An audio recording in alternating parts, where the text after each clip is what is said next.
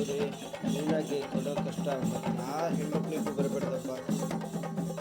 ಸೂರ್ಯ ಅವರು ಬರ್ತಾರೆ, ಬಂದು ನೀನು ಅವರಿಗೆ ಮಿರ್ಚಿ ಬಜ್ಜಿ ಮಾಡ್ಕೊಂಡ ಅಂತ ಹೇಳ್ತಾರೆ, ಕಾಂದ ಬಜ್ಜಿ ಮಾಡ್ಕೊಂಡ ಅಂತ ಹೇಳ್ತಾರೆ.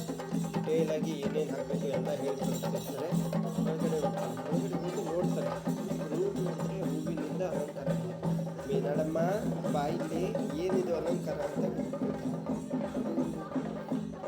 ಪರ್ಸ್ನಾಲಿಟಿ ಅಂತ ಹೇಳ್ತಾರೆ.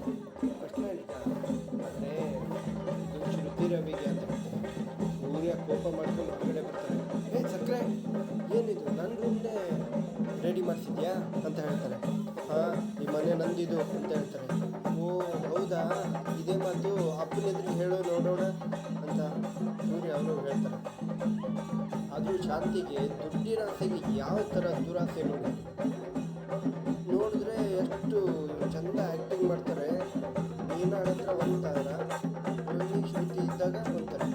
ಶ್ರುತಿನೇ ಮುಟ್ಟೋಕ್ಕೆ ಕೊಡ್ತಾ ಇಲ್ಲ ಮೀನಾಳಿಗೆ. ದೂರ ದೂರ ನಿಂತ್ಕೊಂಡು ಮಾತಾಡು ಅಂತ ಹೇಳ್ತಾಳೆ.